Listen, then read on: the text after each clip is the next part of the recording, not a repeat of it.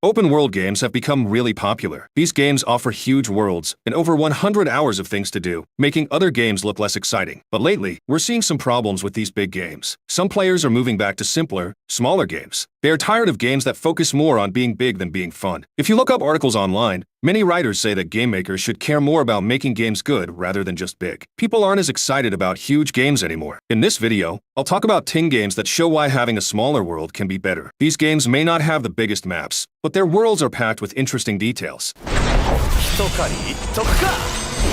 When open-world games were getting really popular, many gamers were excited to explore J.R.R. Tolkien's Middle-earth. In 2014, Monolith Productions and Warner Bros. Interactive Entertainment brought this dream to life with Middle-earth: Shadow of Mordor. This game, inspired by Assassin's Creed, lets players dive into the fantasy world of The Lord of the Rings. Shadow of Mordor has one of the biggest maps among the games we're talking about, but it's still not very large compared to newer games. When it first came out, people didn't really complain about the size. This is probably because the game is filled with lots of great things to do, even though the map isn't huge.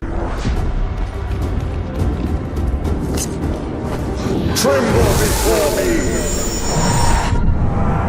The Simpsons Hit and Run is often called the Grand Theft Auto for kids. It came out in 2003 and brought the fun of Rockstar's GTA game to the famous town of Springfield. The game, made by Radical Entertainment, focuses a lot on driving. Most of the missions are about racing from one place to another quickly. The game might not have a lot of different types of missions, but just driving around the maps of Springfield is really fun. That's why this game is on our list. For more than 10 years, people have been hoping for a new version or even a remake of the game, but sadly, there hasn't been any news about that yet.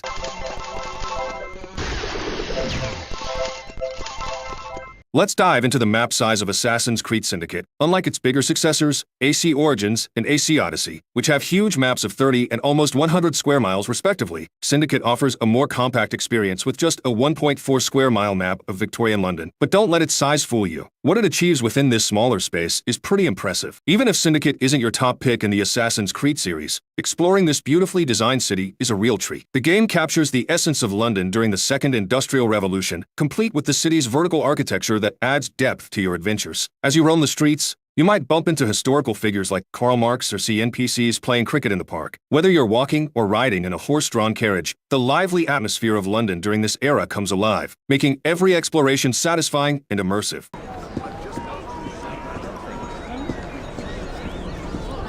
Let's talk about a game often called GTA School or GTA Kids, Rockstar's Bully, which was released in 2006. Even though it's been quite a while, Bully is still remembered as one of Rockstar's standout games, even with its rough edges. The school and town in Bully might not be very big, but they are full of interesting things to do. You'll meet some of Rockstar's most unique characters, each offering strange and fun side quests that you won't find anywhere else. Even though the game world is small, it feels very lively. As you walk around the boarding school or the town, you can hear kids talking, arguing, and just living their lives. They even change what they are doing depending on the time of day. You have a lot of freedom to do what you want in the game, but the game also makes sense and reacts to what you do. If you skip class, you'll get into trouble, and the school closes after the day is over. The music in the game is great, and there's always something interesting to see or do. Because everything is so close together, there's no wasted space. It all feels important. Bully is like a small treasure in the gaming world. What's going on? You know I think you're the coolest, right?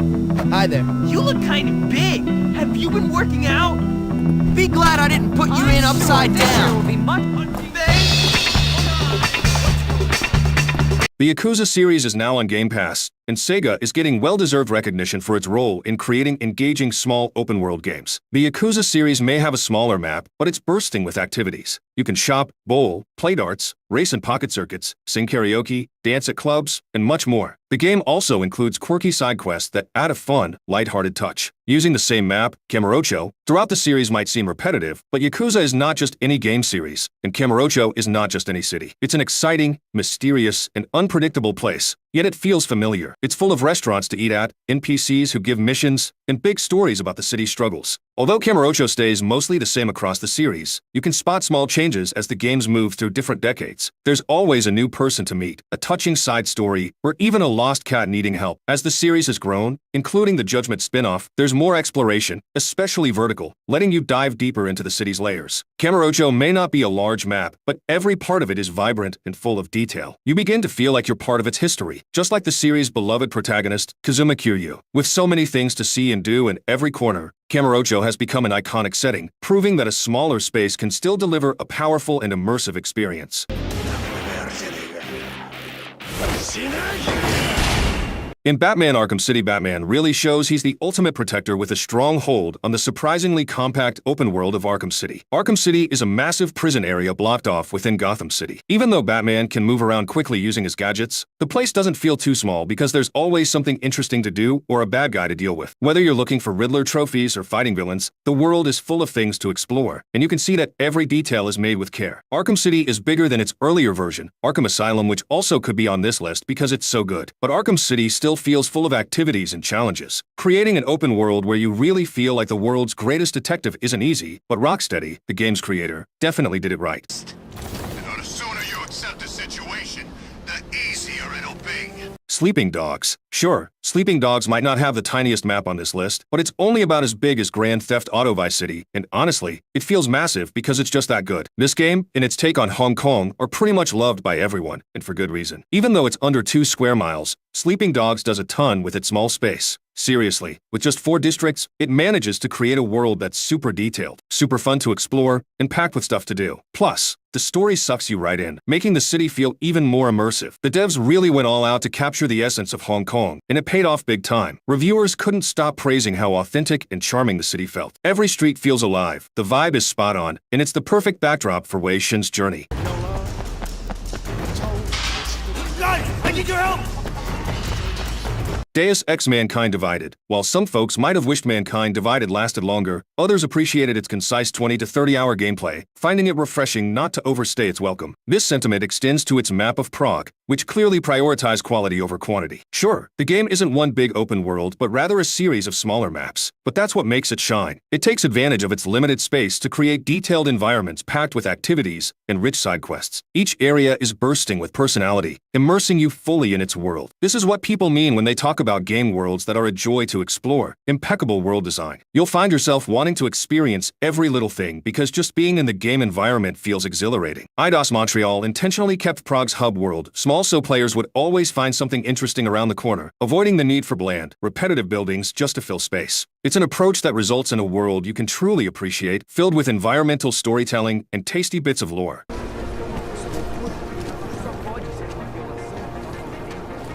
Mafia 2. Mafia 2's map may not be overflowing with side activities, but its lovingly crafted recreation of 1940s and 50s America is so rich and detailed that simply exploring it is a delight in itself. Every corner you turn reveals another piece of the beautifully constructed world, immersing you deeper into the experience. The sights and sounds of the city play a crucial role in building the atmosphere, enhancing your connection to the narrative and your complex relationships with the people of Empire Bay. The meticulously designed environments, both expansive and intimate, make Vito feel like a genuine character. Whether it's the era-appropriate cars with their distinct appearances and handling, or the interiors adorned with period-specific posters and trinkets, each area tells its own story. With one of Mafia 2's standout features being its writing, it's a relief that the game had a map that was not only visually stunning and detailed, but also perfectly sized to complement its narrative strengths. Pal, just making sure you don't slip up, that's all.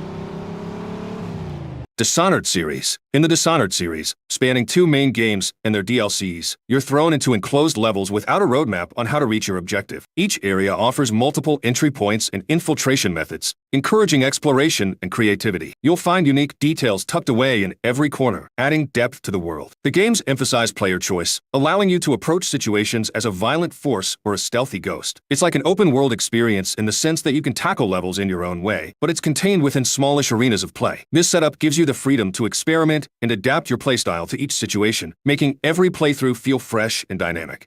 She looked up at me and asked what shrines to the outsider could be found across the aisle. What happened here?